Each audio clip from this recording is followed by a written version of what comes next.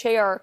But you're facing a primary challenger right now in your race. And Marjorie Taylor Greene, the congresswoman, has just endorsed him, saying that you're, as she, and I'm quoting her now, these aren't my words, she said, "You're angry, disloyal MAGA traitor who was caught on camera trashing President Trump."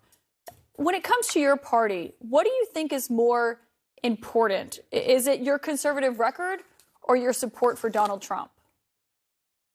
Well, the last part of that is demonstrably false. I've never been caught on camera because I've never done it trashing President Trump. There's a reason why we kicked Marjorie Taylor Greene out of the Freedom Caucus last summer. So she's a disgruntled former member who has an axe to grind. She has some kind of deep-seated hatred towards the Freedom Caucus now. She's been exposed as the fraud and the liar that she is. Okay, but Congressman, she's upset because Kevin McCarthy was removed as Speaker, and she has a personal vendetta against people like me who didn't support Kevin McCarthy for Speaker.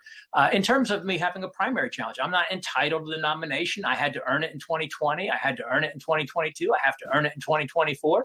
And I believe the people of the 5th District won't let this seat be bought by allies of the former Speaker, by the swamp creatures from D.C. and California. Okay, but can I say one thing? Because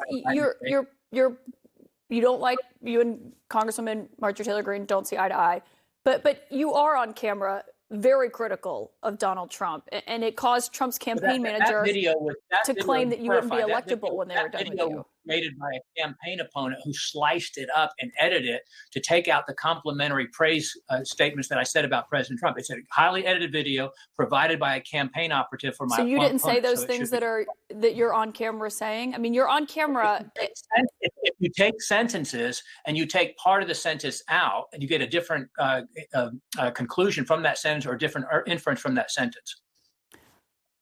I want everyone who's watching to see what it was that you said, and because it is edited. There's moments where it says Congressman Bob Good says this, feels this. But let me just play a moment of that so everyone can see what's actually on camera.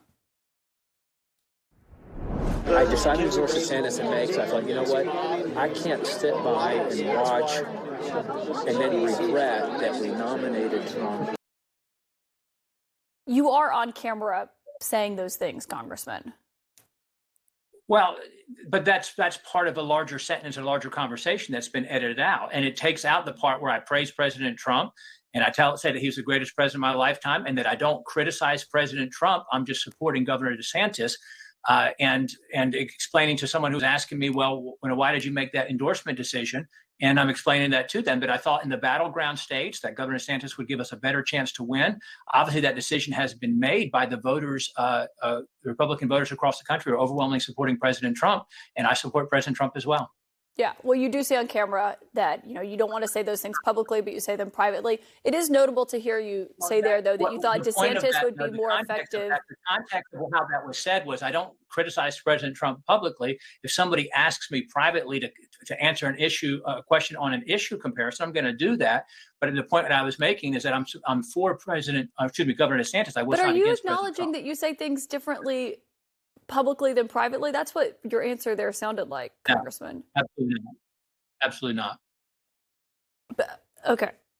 Congressman Bob Good, I really appreciate your time explaining how this went from an endorsement of Governor DeSantis to now your endorsement of Donald Trump. We appreciate your time. Thank you for joining us here on The Source. Thank you. And of course, as we noted, this is now a two-person race, and Nikki Haley is making her final pitch.